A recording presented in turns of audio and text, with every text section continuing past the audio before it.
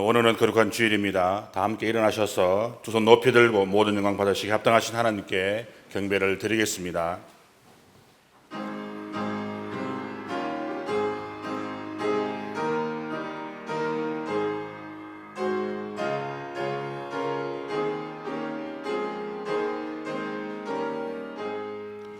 그 큰 일을 행하신 주께 영광, 이 세상을 사랑해 주오셨네.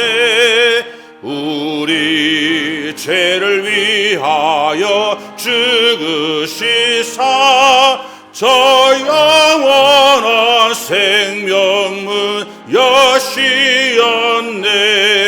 우리 주 높이세 귀한 말씀 듣고 우리 주 높이세 모두 기뻐하며 주 예수님이 미워 하나님께 그 행하신 큰 역사 찬양하세.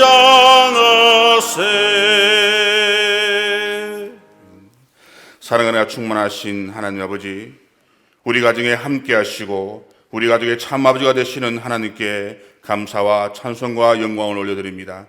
5월을 시작하는 첫 주일, 어린아이처럼 낮고 겸손한 마음으로 예배하오니 우리가 드리는 예배를 기쁘게 받아 주옵소서. 그때 사람들이 예수께서 안수하고 기도해 주심을 바라고 어린아이들을 데리고 오매 제자들이 꾸짖건을 예수께서 이르시되 어린아이들을 용납하고 내게 오는 것을 금하지 말라. 천국이 이른 사람의 것이니라. 아멘. 이 시간 하나님의 긍휼하심과 예수 그리스도의 십자가를 바라며 한 주간의 죄를 고백하기를 원합니다. 기도하시겠습니다.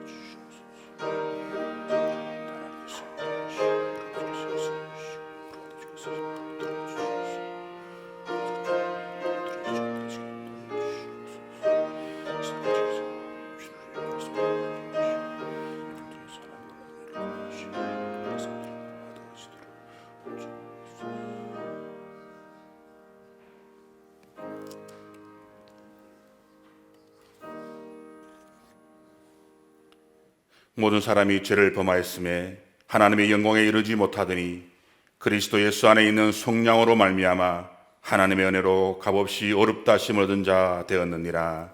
아멘. 이제는 사도신경으로 우리의 신앙을 고백하오니 나는 전능하신 아버지 하나님 천지의 창조주를 믿습니다. 나는 그의 유일하신 아들 우리 주 예수 그리스도를 믿습니다. 그는 성령으로 잉태되어 동정녀 마리아에게서 나시고 본디오 빌라도에게 고난을 받아 십자가에 못 박혀 죽으시고 장사된 지 사흘 만에 죽은 자 가운데서 다시 살아나셨으며 하늘로 오르시어 전능하신 아버지 하나님 우편에 앉아 계시다가 거기로부터 살아있는 자와 죽은 자를 심판하러 오십니다. 나는 성령을 믿으며 거룩한 공교회와 성도의 교제와 죄를 용서받는 것과 몸의 부활과 영생을 믿습니다. 아멘. 다 함께 자리에 앉으셔서 찬송가 177장을 함께 찬양하시겠습니다.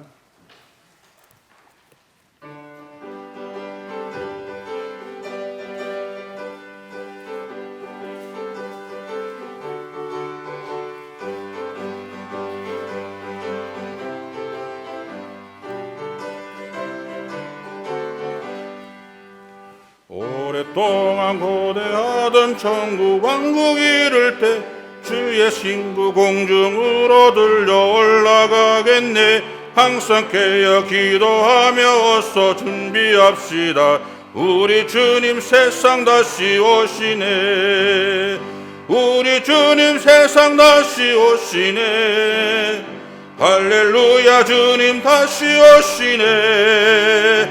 악한 마귀 결박하고 세상 다스리시려 할렐루야 주가 다시 오시네. 그때 모든 성도들의 기도 응답하리니 하나님을 모르는 이 천국 간이 없으리. 모든 질병 근심 고통 눈물 없게 하시려 우리 주님 세상 다시 오시네.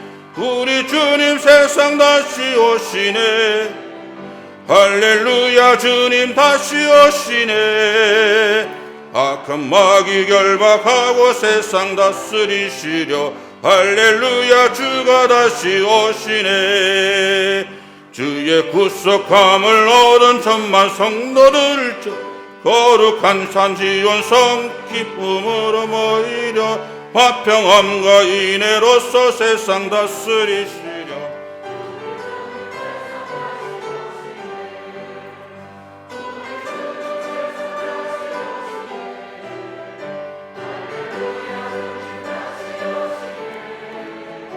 악한 마귀 결박하고 세상 다스리시려 할렐루야 주가 다시 오시네.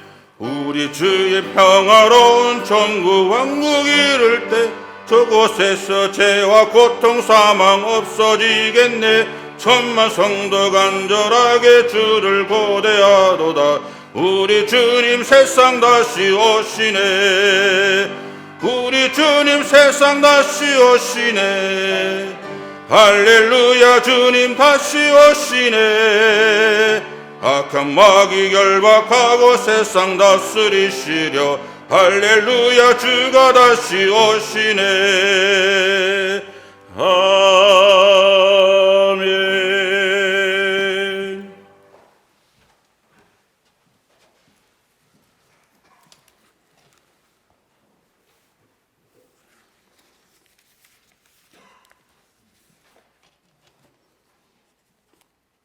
사랑과 공의의 하나님, 전능하신 주님을 찬송하며 영광을 올려드립니다.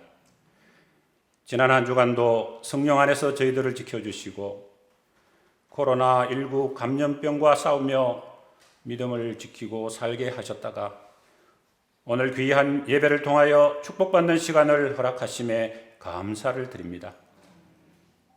주님의 말씀을 사모하며 이 시간 거룩한 성전에 나와 고개 숙인 사랑하는 성도님들과 가정에서 영상 예배에 동참하여 말씀대로 살아가기를 소망하며 경건한 마음으로 예배드리는 주님의 백성들에게 하늘의 축복으로 충만케 하옵소서. 세상의 온갖 불의와 육신을 위한 이기적인 욕망과 눈앞에 자한 이익을 추구하기에 급급했던 저희들의 어리석음을 용서하여 주시고 저희들의 모든 일상이 하나님을 향한 삶이 되도록 인도하여 주시옵소서. 5월 가정의 달 첫 주일을 맞으면서 가정의 소중함을 다시 한번 깨닫기를 소망합니다. 성도들의 각 가정을 축복하여 주시고 조부모로서 또는 부모로서 자녀와 손자녀로서 무엇보다도 신앙인으로서 각자에게 주어진 임무와 역할을 잘 감당하여 이 땅에서 가정이 사랑과 행복이 넘쳐흐르는 천국의 모형을 만들어갈 수 있도록 주님 인도하여 주시옵소서.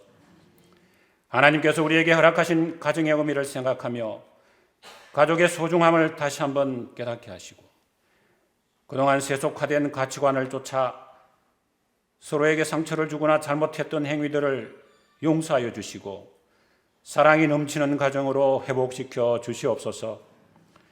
부모와 자녀가 서로 사랑하고 부부가 서로 신뢰하며 하나님의 뜻 안에서 화목함으로 믿음의 가정을 세워갈 수 있도록 인도하여 주시옵소서. 교회의 주인 되신 아버지 하나님, 울산남목교회가 코로나19 감염병으로 인한 어려운 시국에 말씀과 기도에 힘쓰고 하나님의 뜻에 순종하는 교회가 되게 하옵소서. 당회와 교육자들에게 지혜와 능력을 주셔서 선한 리더십으로 하나님께 영광을 돌리게 하시고 모든 공예배가 하루속히 정상화되게 하여 주시옵소서. 또한 모든 국민들이 현실의 어려움으로부터 완전히 자유롭게 하시고 경제적으로 어려움을 겪는 이웃의 아픔에 공감하고 이들의 영혼을 치유하는 믿음의 공동체로서 세상의 빛과 소금의 역할을 잘 감당하게 도와주시옵소서. 또한 모든 한국 교회를 이단 사이비 집단으로부터 보호하여 주시고 물질적 세속주의와 외형적 성공주의에서 벗어나 세상과 구별된 거룩한 삶을 통하여 말씀 가운데 바로 서게 하여 주시옵소서. 내 이름으로 일컫는 내 백성이 그 악한 길에서 떠나 스스로 겸비하고 기도하여 내 얼굴을 구하면 내가 하늘에서 듣고 그 죄를 사하고 그 땅을 고치리라고 약속하신 하나님, 우리 자신과 가정과 교회, 나라와 민족의 무너진 성벽을 다시 세우게 하여 주시옵소서.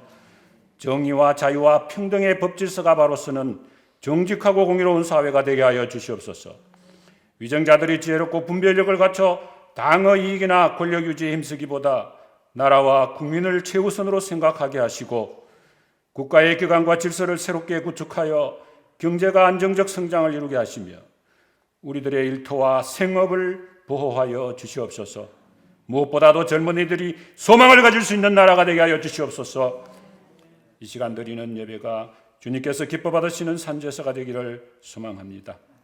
담임 목사님을 통하여 주시는 생명력 넘치는 말씀으로 저희들을 감동케 하여 주옵소서. 우리의 기도와 찬송을 받으시고 성전에 나와 경건과 절제의 믿음 생활을 다짐하며 머리 숙인 주님의 백성들과 가정에서 온라인으로 함께 예배드리는 모든 성도들에게 한량없는 축복을 내려주시길 소원하며 거룩하신 예수 그리스도 이름 받들어 간절히 기도드리옵나이다. 아멘.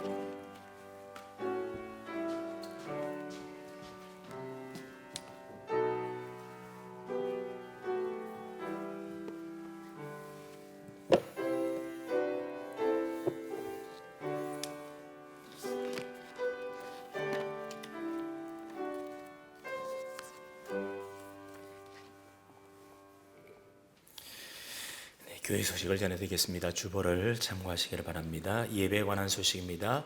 이번 주도 주일 예배는 연합 예배와 온라인 예배를 함께 병행해서 드리도록 하겠습니다. 온라인 예배는 오후 정오 12시에 예배 드릴 수 있도록 영상을 올리도록 하겠습니다. 그리고 주일 예배 외의 모든 집회 개시 시점은 앞으로 당회에서 결정되는 대로 우리 교인들에게 문자로 보내드리려고 합니다. 여러분들 참고하셔서 지침대로 따르시면 되겠습니다. 예배 관한 지침은 여러분들 잘 참고하시고 특별히 좌석에 앉으실 때에 이제 성도들의 수가 조금 늘어났기 때문에 앞에 꼭 마킹이 되어 있는 그 자리에 여러분들이 앉아 주셔야만 안전거리가 잘 유지됩니다. 이거에 협조해 주시기를 부탁을 드리겠습니다. 이번 주 수요 예배도 영상으로 제작되어서 이번 주 수요일인 6일 수요일에 문자를 통해서 여러분들에게 영상을 보내드리도록 하겠습니다. 가정에서 가족 단위로 수요 예배도 함께 동참해 주시기를 부탁드립니다. 그리고 교회 학교 예배는 언제 드리냐 물어보시는 분들이 계시는데 우리 학생들이 등교하는 일에 맞추어서 그래서 교회 학교 예배도 드리도록 하겠습니다. 알림 소식입니다. 이번 주간에도 다음 주일 예배 드리기를 원하시는 분들은 7일 목요일까지 부목사님들에게 이름을 문자로 남겨주시기 바랍니다. 어떤 분들은 꼭 문자를 남겨야 되느냐, 그냥 계속 나가고 있는데 알아서 해주면 되지 않느냐 그렇게 하는데 정확한 인원을 알아야만 우리가 자리 배정 및 그 다음에 예배를 또 1부, 2부로 드릴지를 판단하기 때문에 우리 성도님들이 좀 불편하시더라도 꼭 이름을 남겨주시기를 부탁을 드리겠습니다. 그 다음에 온라인 헌금은 참고하셔서 하시면 되겠습니다. 그리고 오늘 주일 예배 후에 새가족실에서 우리 임시당회로 잠시 모이도록 하겠습니다. 교우 소식입니다. 장례가 있었습니다. 캄보디아 목장에 장영옥 집사님의 모친께서 주중에 별세하셔서 어제 장례를 마쳤습니다. 여러분 위로해 주시기를 바라겠습니다. 나머지 소식들은 주보를 참고하시면 되겠습니다. 하나님 말씀 봅니다. 신약 성경 요한계시록 1장 7절 말씀입니다. 신약 성경 399쪽입니다. 요한계시록 1장 7절입니다.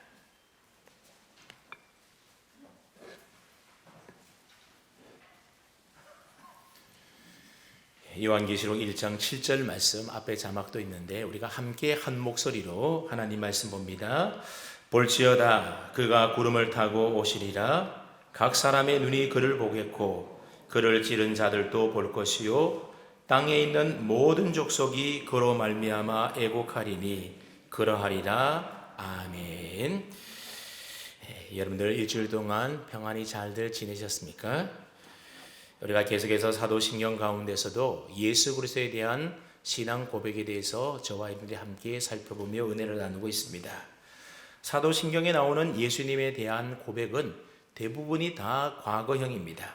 성령으로 잉태된 것, 동정녀 마리아에게서 태어나신 것, 그리고 빌라도에게 고난을 받으신 것, 십자가에 못 박혀 죽으시고 또 장사 지낸 지 사흘 만에 죽은 자 가운데서 다시 부활하여 살아나시고 그리고 하늘로 승천하신 이 모든 일들은 다 지나간 과거형의 일입니다.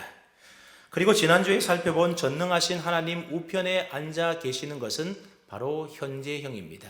그러니까 지금 예수님께서는 하나님 보좌 우편에 앉아 계시면서 저와 여러분들을 돕고 계신다라는 겁니다. 그리고 오늘 살펴보게 된 살아있는 자와 죽은 자를 심판하러 다시 오신다라고 하는 이 고백은 미래형입니다. 그러니까 사도신경 속에는 예수님의 과거와 현재와 미래에 대한 고백이 다 담겨져 있는 겁니다. 근데 놀라운 것은 사도신경에 나오는 예수님의 과거와 현재와 미래에 대한 고백은 인류 역사에 있어서 가장 위대한 일들에 대한 고백이라고 하는 사실입니다. 여러분, 지금까지의 인류 역사 가운데 가장 위대한 일은 무엇이겠습니까? 그것은 바로 하나님이신 예수 그리스도께서 사람의 몸을 입고 이 땅에 오신 일입니다. 그리고 오셔서 우리의 죄를 대신하여 십자가에서 죽으시고 사흘 만에 부활하셔서 하늘로 다시 승천하여 올라가셨다라고 하는 사실입니다. 그렇다면 지금 현재 우리가 사는 이 세상에서 일어나는 가장 위대한 일이라는 것은 무엇이겠습니까? 그것은 바로 전능하신 하나님 우편에 계신 예수 그리스도께서 우리를 다스리시고 우리를 돕고 계시는 일인 것입니다. 즉 우리에게 성령님을 보내주셔서 우리와 함께 동행하시면서 우리를 온전한 하나님의 백성으로 지키시고 보호하시고 우리의 믿음이 성장하도록 날마다 우리를 돕고 계시는 일이 바로 지금 우리 시대에 하나님이 하시는 가장 위대한 일인 것입니다.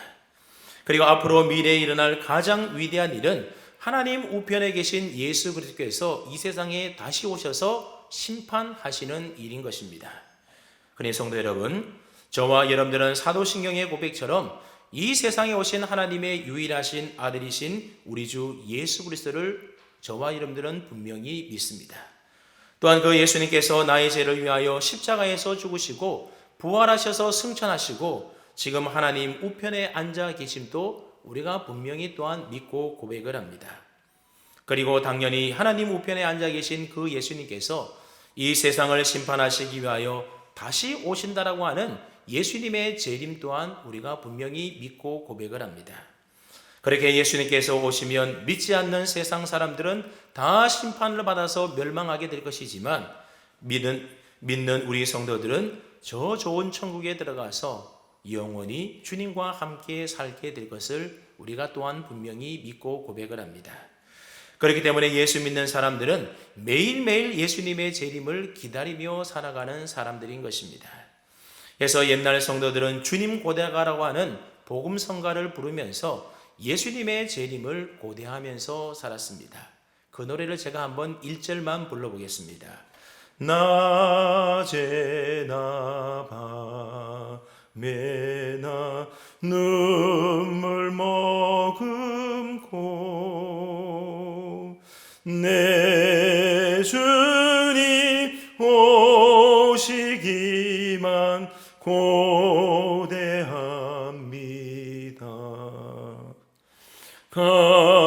가실 때 다시 오마 하신 예수님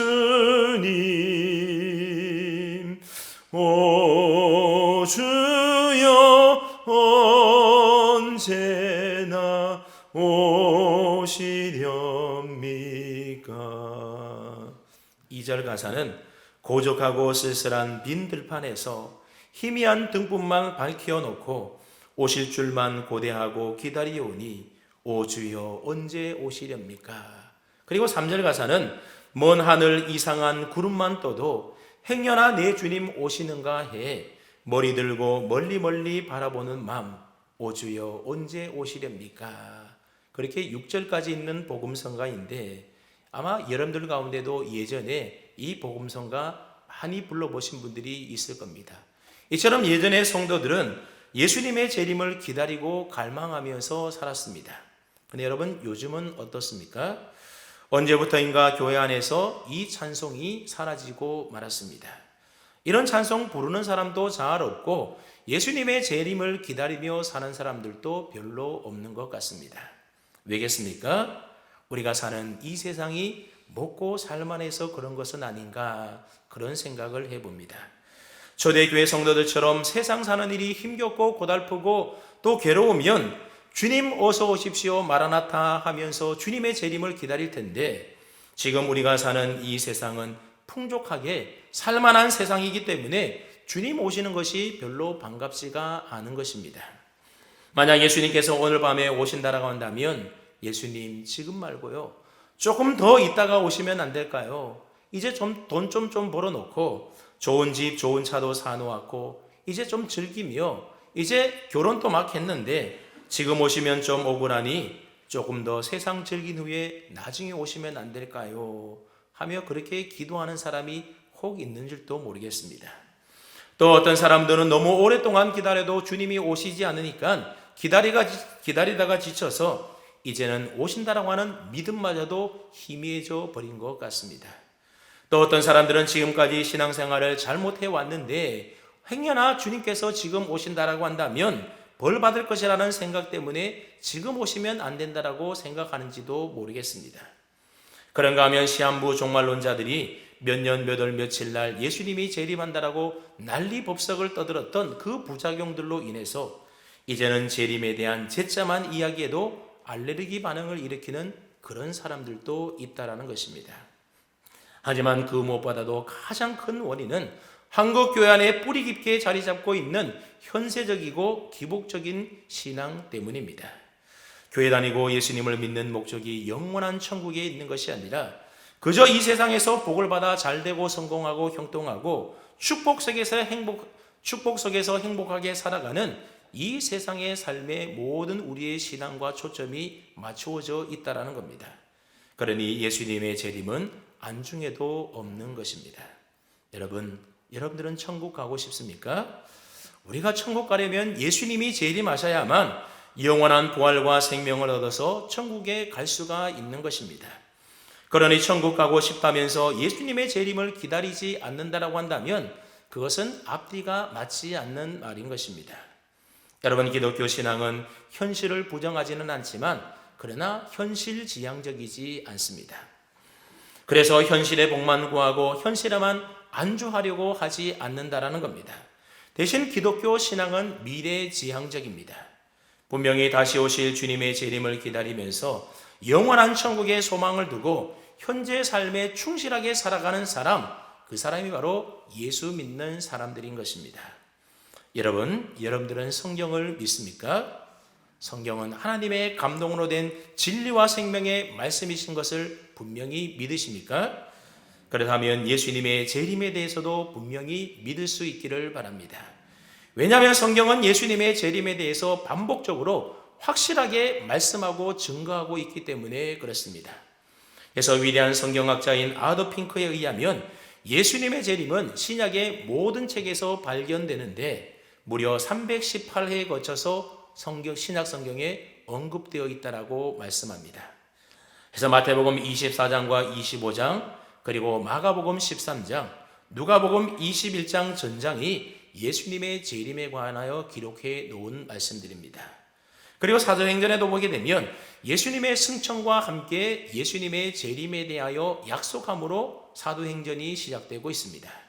또한 요한계시록은 예수님의 재림에 관한 책으로 그가 구름을 타고 오시리라고 하는 이 재림의 약속으로부터 시작하여서 아멘 주 예수여 오시옵소서라고 하는 기도로서 마지막을 장식하고 있습니다.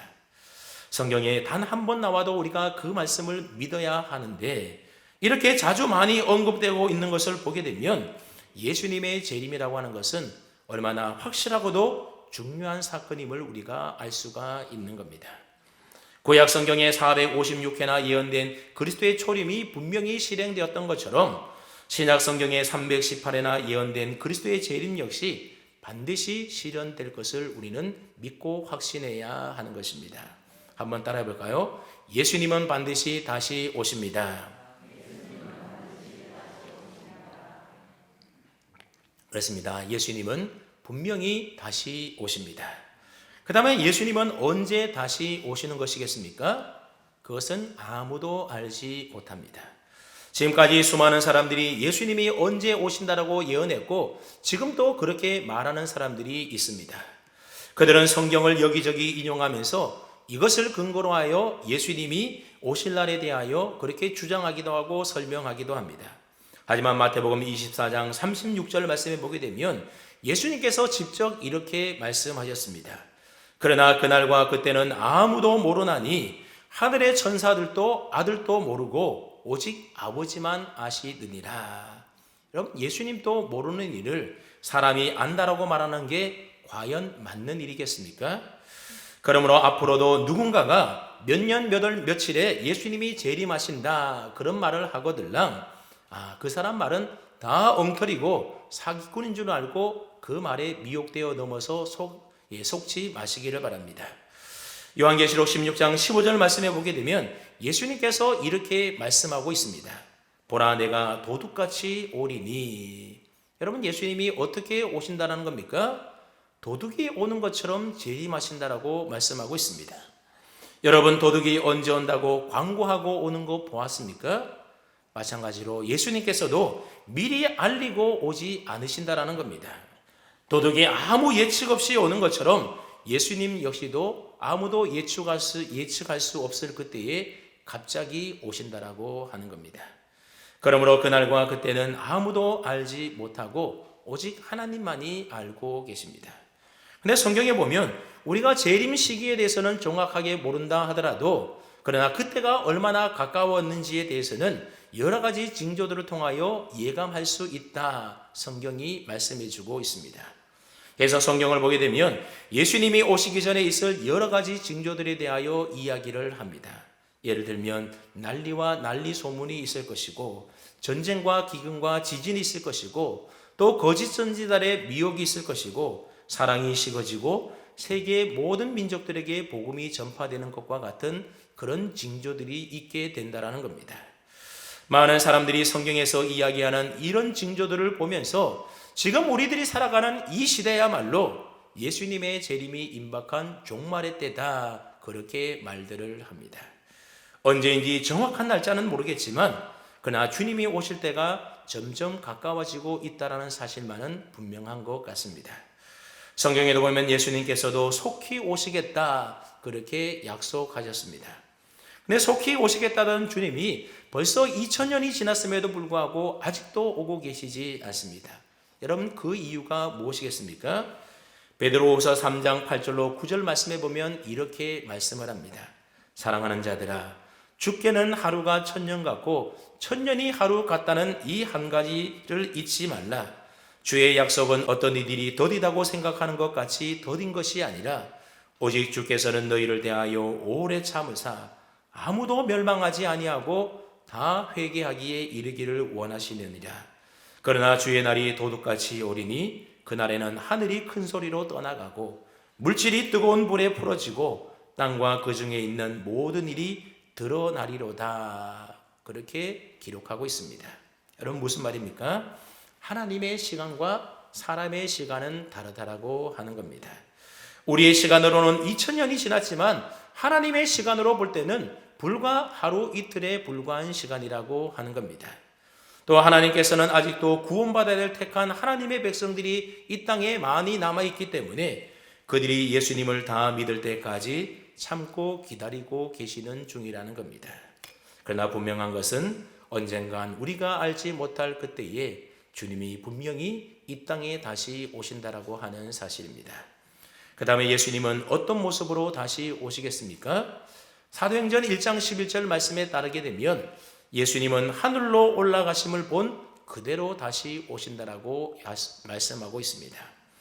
여러분, 하늘로 올라가심을 본 그대로 오신다라는 말은 무슨 뜻이겠습니까?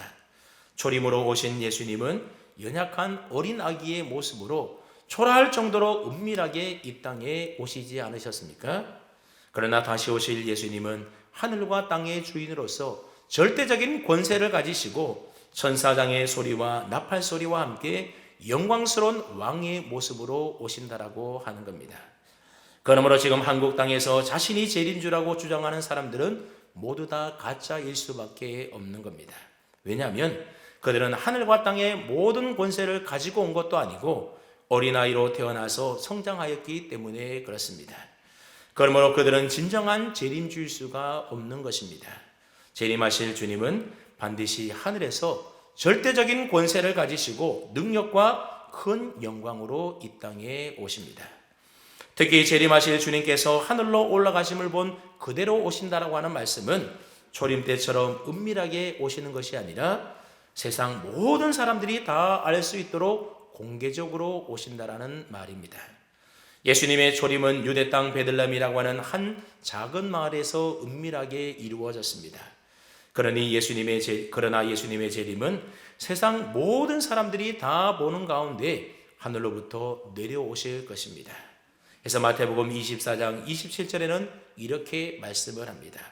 번개가 동편에서 나서 서편까지 번쩍임같이 인자의 임함도 그러하리라. 번개가 번쩍이면 동쪽에서 서쪽까지 모든 사람에게 번개가 번쩍이며 보이는 것처럼 예수님께서 다시 오실 때도 이 땅에 있는 모든 사람들이 다 알 수 있도록 오신다라는 겁니다. 또한 30절에 보게 되면 그때의 땅의 모든 족속들이 통곡하며 그들이 인자가 구름을 타고 능력과 큰 영광으로 오는 것을 보리라 말씀하고 계십니다. 예수님께서 구름 타고 능력과 큰 영광으로 오는 것을 모든 족속, 즉 모든 사람들이 다 보게 될 것이라는 겁니다. 그리고 오늘 본문인 요한계시록 1장 7절 말씀도 한번 보십시오. 우리 다 함께 오늘 본문인 요한계시록 1장 7절 말씀을 다시 한번 뜻을 생각하며 읽어봅니다. 시작.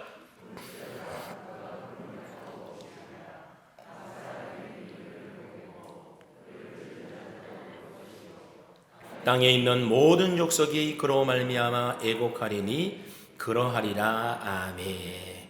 예수님께서 다시 오실 때는 구름을 타고 오신다라고 말씀합니다. 여기서 구름은 손오공이 타고 다녔던 그런 구름이 아니라 하나님의 임재를 상징적으로 표현하는 말입니다. 즉 나팔 소리가 나고 천군 천사가 호기하는 하나님의 영광 가운데에 모든 사람들이 볼 수 있게 예수님이 임하신다라는 겁니다. 그래서 각 사람들이 다 볼 것이고 심지어는 예수님께서 십자가에 달리실 때에 창으로 옆구리를 찌른 사람도 볼 것이다. 그렇게 말씀을 합니다. 이 말은 믿지 않았던 사람들도 다 지켜보는 가운데에 예수님께서 오신다는 뜻의 말입니다. 그러므로 앞서도 잠깐 얘기했듯이 자칭 재림 예수라고 스스로 칭하는 자들의 엉터리 같은 말에 우리가 절대로 속아 넘어가지 말아야 하는 것입니다. 그들은 주님의 재림하시기 전에 나타날 징조 가운데 하나인 거짓 선지자 적그리스도 가운데에 불과한 자들인 것입니다. 그들의 미혹에 넘어가서 그들을 따르게 되면 결국 우리 주님 이 땅에 재림하셨을 때에 심판을 면할 길이 없게 되는 것입니다. 왜냐하면 다시 오시는 예수님은 그러한 자를 심판하시기 위하여 오시는 분이기 때문에 그렇습니다. 여러분, 예수님께서 재림하실 그때에는 우리가 상상하지도 못할 엄청난 일들이 많이 일어나게 될 것입니다. 죽은 사람들이 부활하여 살아나게 될 것이고 또 그때까지 이 땅에 살아남아 있던 사람들은 그 몸이 부활의 몸으로 호련히 변화되게 될 것입니다. 그리고 이 세상의 모든 것이 다 불타서 없어져 버리고 지금 있는 처음 하늘과 처음 땅이 사라져버리고 거룩한 성 새 예루살렘이 하늘에서부터 내려오게 됩니다. 그때는 믿는 사람들과 믿지 않는 사람들의 영원한 운명이 달라지게 될 것입니다. 그러나 사도신경은 예수님께서 재림하셔서 하시게 될 일에 대해서 산자와 죽은 자를 심판하시는 일, 이것 하나만 말씀하고 있습니다. 그것은 바로 재림하신 예수님이 하시는 최후의 심판은 모든 인생들의 영원한 운명을 결정하는 너무나도 중요한 일이기 때문에 그렇습니다. 예수님께서 재림하셔서 하는 일 중에 가장 중요한 일은 무엇인가 하면 그것은 바로 살아있는 자와 죽은 자, 즉 지금까지 이 세상에 태어난 모든 인생들을 심판하시는 일인 것입니다. 그다음에 여러분, 마지막 날에 하나님이 직접 심판하지 아니하시고 왜 예수님께서 오셔서 심판을 하시는 것이겠습니까? 그것은 하나님 아버지께서 심판하는 권한을 아들인 예수 그리스도께 다 위임해 주셨기 때문에 그렇습니다. 요한복음 5장 22절과 27절 말씀에 보면 이렇게 말씀을 합니다. 아버지께서 아무도 심판하지 아니하시고 심판을 다 아들에게 맡기셨으니 또 인자됨으로 말미암아 심판하는 권한을 주셨느니라. 한마디로 말하면 최후의 심판은 하나님의 위임을 받은 재림하신 예수 그리스도께서 친히 행하신다라는 것입니다. 예수님께서 심판하신다라는 말씀은 성경 여러 곳에서 증언하고 있습니다. 그래서 마태복음 25장 31절로 33절 말씀에 보면 예수님께서 친히 이렇게 말씀하셨습니다. 인자가, 여기서 인자는 바로 예수님을 말씀하는 겁니다. 인자가 자기 영광으로 모든 천사와 함께 올 때에 자기 영광의 보좌에 앉으리니 모든 민족을 그 앞에 모으고 각각 구분하기를 목자가 양과 염소를 구분한 것 같이 하여 양은 그 오른편에 염소는 왼편에 두리라. 재림하신 예수님께서 영광스러운 보좌에 앉으셔서 친히 모든 민족을 양과 염소로 나누는 것처럼 심판하신다라는 겁니다. 또한 사도 바울은 디모데후서 4장 1절에서 이렇게 말씀하고 있습니다.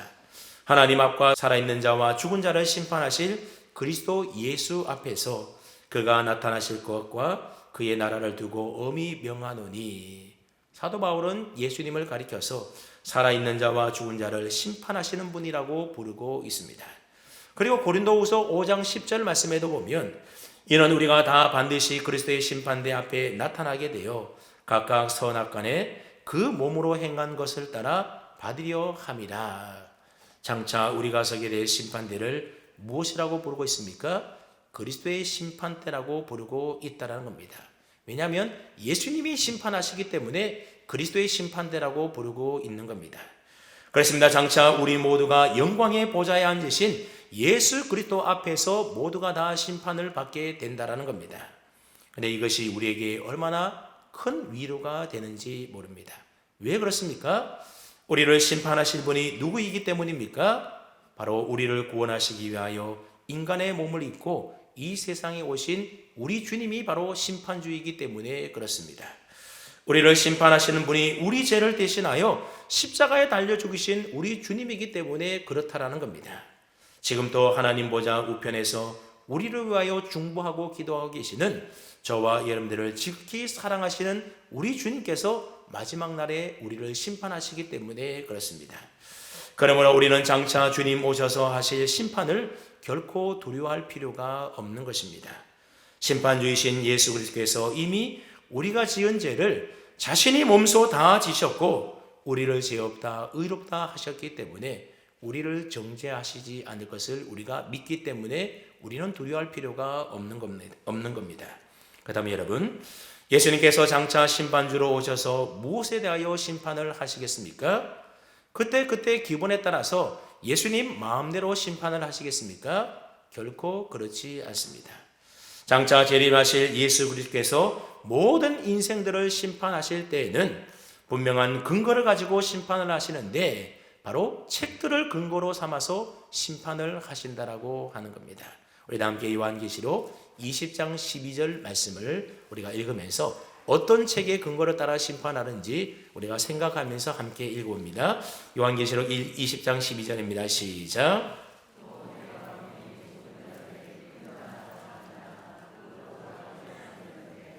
책들이 펴 있고 또 다른 책이 펴졌으니 곧 생명책이라. 죽은 자들이 자기 행위를 따라 책들에 기록된 대로 심판을 받으니. 여러분, 여기에 보면 심판주이신 예수님 앞에 두 종류의 책이 펼쳐져 있음을 볼 수가 있습니다. 하나는 하나님께서 사람들의 모든 행위에 대하여 기록해 놓은 행위에 관한 책들이 있다라는 겁니다. 여기서 행위라고 말하는 것은 단순한 우리의 행위를 말하는 것이 아니라 마음속의 생각들, 그리고 어떤 일들을 할 때에 어떤 동기에서 있는 그 동기들, 그리고 입에서 나오는 모든 무익한 말까지 다 포함되는 것이 바로 이 행위라고 하는 말입니다. 장차 예수님은 그 책들에 기록된 각 사람의 행위대로 심판을 하신다라는 겁니다. 이 세상에 살면서 끝까지 하나님과 예수님 믿기를 거부하고 우상을 숭배하면서 사탄과 적그리스도를 따랐던 사람들 모두가 다 그 책에 기록되어 있는 자기의 행위대로 심판을 받게 되는 것입니다. 그리스도의 심판대 앞에 펼쳐져 있는 또 다른 하나의 책은 바로 어린 양의 생명책입니다. 여러분, 만약 저와 여러분들이 앞에서 언급한 불신자들처럼 그 우리의 행위에 따라서 심판을 받는다라고 한번 가만히 생각을 해 보십시오. 절대적으로 공의롭고 거룩하신 주님께서 우리의 행위를 달아보신다라고 한다면 과연 우리 가운데에 우리의 행위로서 의롭다고 살아남을 자가 과연 어느 누가 있겠습니까? 아무도 없을 것입니다. 그런데 저와 여러분들을 포함한 우리 믿음의 성도들에게는 소망이 있습니다. 모든 인류를 심판하시는 그리스도의 심판대 앞에서도 두려워하지 않을 분명한 이유가 있다는 것입니다.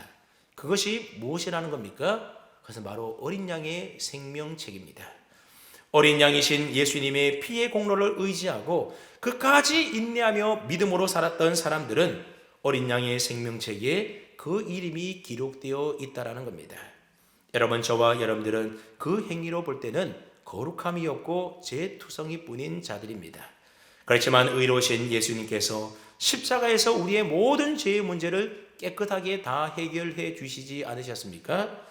그래서 우리가 예수님을 영접하고 믿는 순간 우리는 사망에서 생명으로 옮겨지게 되었고 어둠에서 빛으로 옮겨지게 된 것입니다. 우리는 예수님을 구주로 믿는 그 순간부터 사탄의 나라에서 이제는 하나님의 나라 천국으로 넘어온 사람들이라는 것입니다. 그렇기 때문에 저와 여러분들은 지옥 가는 심판을 결코 받지 않습니다.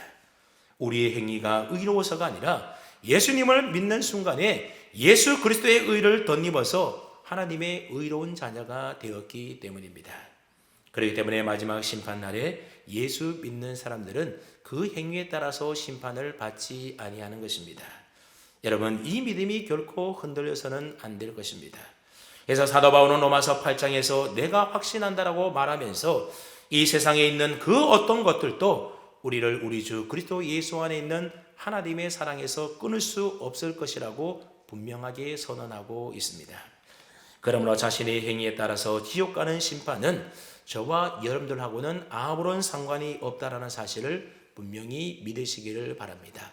그 행위에 따라서 심판을 받는 자들은, 예수님을 믿지 않는 불신자들은 다 이 세상에 살면서 자기가 했던 그 행위대로 심판을 받지만 우리 예수 믿는 사람들, 즉 생명책에 이름이 기록된 사람들은 그 행위에 따라 심판을 받지 아니한다는 사실을 우리가 분명히 기억해야 됩니다. 그 다음엔 저와 여러분들은 하나님의 심판을 받지 않는 것이겠습니까? 아닙니다. 예수 믿는 사람들도 다 심판 아래에 있게 됩니다. 그런데 어린 양 생명책에 그 이름이 기록된 예수 믿는 사람들의 심판은 형벌로서의 심판이 아니라 상급을 받기 위한 심판을 받게 되는 것입니다. 그러니까 심판이라기보다는 평가라고 말할 수가 있습니다. 우리가 이 땅에 살면서 예수님을 믿고 행한 모든 일들에 대해서 하나님은 상급을 주실 것인데 모든 사람들이 똑같이 받아 누리는 것이 아니라 각각 다른 분량의 상급을 받게 된다는 겁니다. 그렇기 때문에 우리가 무엇을 하든지 주님의 뜻에 따라 행하기를 힘써야 되는 이유가 바로 여기에 있는 것입니다. 여러분, 저와 여러분들이 예수님을 믿음으로 다 구원을 받게 됩니다.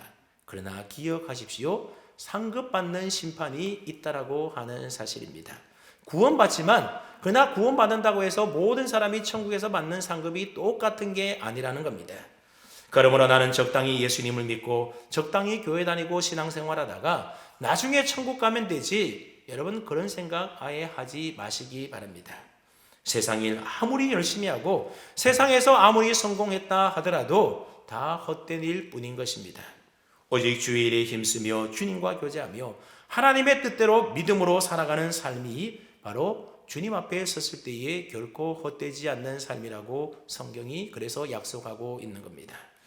오늘도 하나님께서는 불꽃 같은 눈으로 은밀한 중에도 우리의 마음과 생각까지도 다 살피시고 계시는 것입니다. 그러므로 오직 우리의 소망을 저 영원한 천국에 두고 주의 일에 힘쓰며 살아가시기를 바랍니다. 그다음 여러분, 믿지 않는 불신자들은 마지막 심판날에 어떻게 되겠습니까? 우리 함께 요한계시록 20장 14절로 15절 말씀을 또 함께 읽어봅니다. 시작.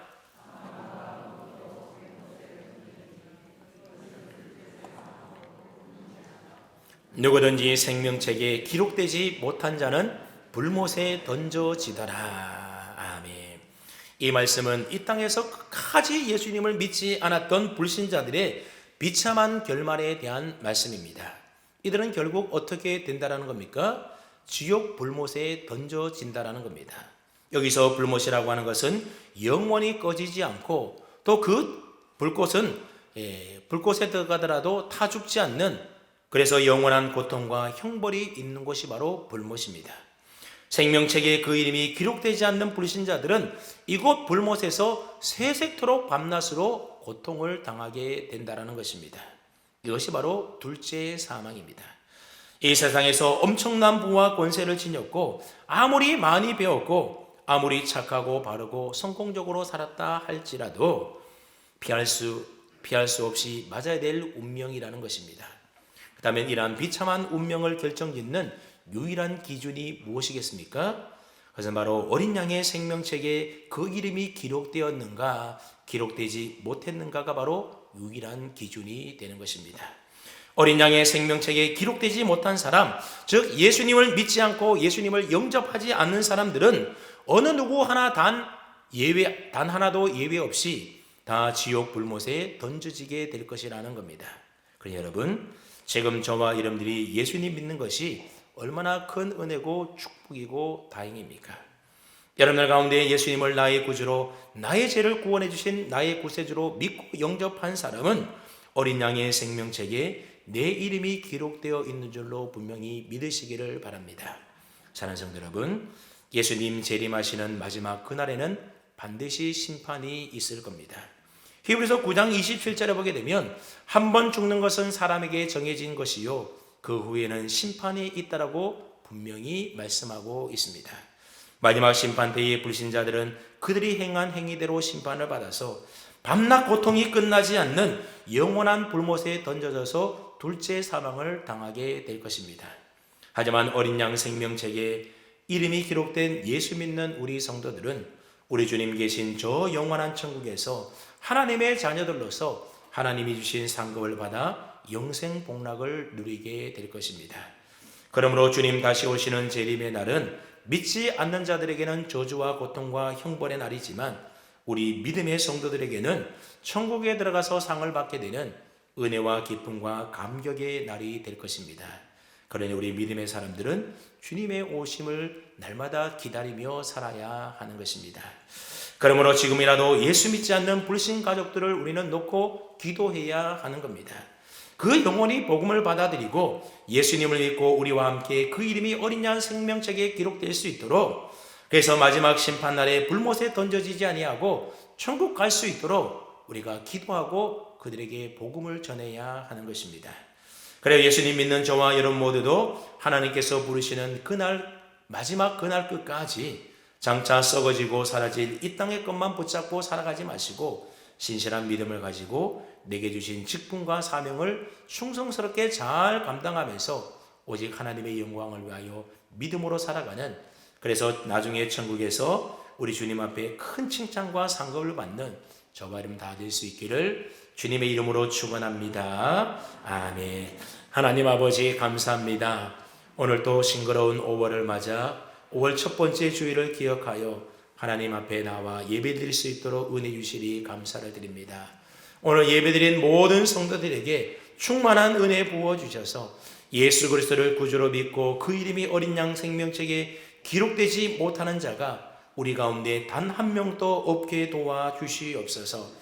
그리하여 언젠간 우리 주님 심판주로 오실 때에 영원한 지옥 불못에 던져져 둘째 사망에 이르는 자가 아니라 저 영원한 천국에서 하나님이 주신 상급을 받아서 영생복락 누리는 하나님의 귀한 자녀들 다 되게 은혜 내려 주시옵소서.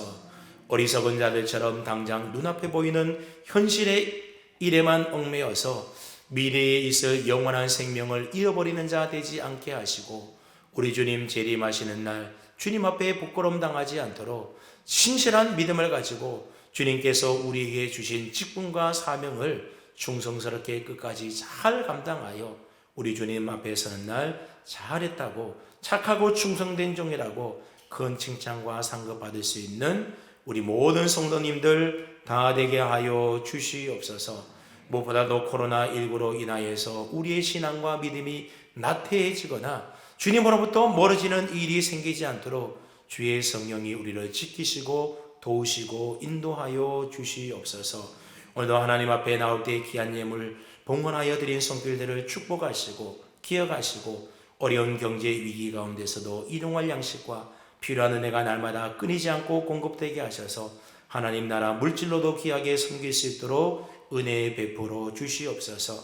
우리 성도들 가운데 병든 자 고치시고 치료하여 주시고 회복하여 주셔서 우리 모든 성도들이 함께 기쁨으로 예배드릴 수 있는 날이 속히 임하게 도와주시옵소서. 인생의 어려움과 고통당하는 자들 하나님이 기억하여 주셔서 모든 문제의 해결자 되시는 우리 하나님의 은혜 가운데 풀려지고 해결되게 하셔서 감사와 기쁨이 넘쳐나는 은혜로운 삶을 살아갈 수 있도록 도와주시옵소서. 감사드리며 존귀하신 우리 주님 예수 그리스도의 이름으로 기도하옵나이다.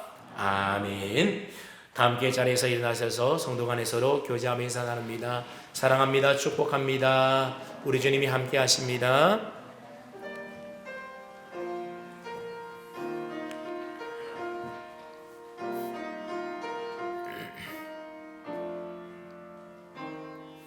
여호와는 너에게 복을 주시기를 원하며 너를 지키시기를 원하시며, 여호와는 그 얼굴을 너를 향하여 드사 은혜와 평강 주시기 원하노라. 여호와는 너에게 복을 주시기를 원하며 너를 지키시기를 원하시며, 여호와는 그 얼굴을 너를 향하여 드사 은혜와 평강 주시기 원하노라. 너를 보배롭고 존귀하게 여기시는 하나님이 세상 속에서 이 약속을 신실하게 이루신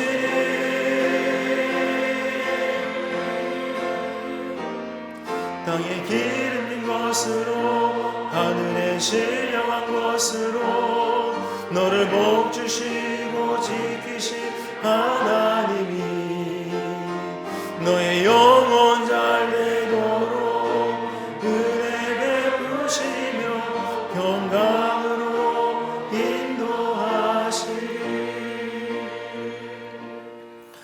우리 주님 예수 그리스도의 은혜와 하나님 아버지의 영원하시고 변함없는 사랑하심과 보혜사 성령님의 교통하심이 하나님 아버지 우편에 앉아 계신 예수 그리스도께서 장차 산자와 죽은 자를 심판하러 오실 것이라는 분명한 믿음을 가지고 주님 앞에 서는 그는 그날 큰 칭찬과 상급받기 위하여 이제부터 우리의 남은 인생 주의 나라와 영광을 위하여 맡겨주신 귀한 직분과 사명을 충성스럽게 잘 감당하기를 결단하며 원하며 예배하는 산하울산 남목교회 모든 성도님들 위해와 우리의 사랑하는 가정과 사랑하는 자녀들 위해 수고하며 땀 흘려 일하는 일터와 직장과 사업위에와 우리 교회 모든 목장들 위해 그리고 목장에서 섬기는 모든 선교지회와 이 나라 이민족 위에 이제로부터 영원토록 함께 하옵시기를 간절히 축원하옵나이다.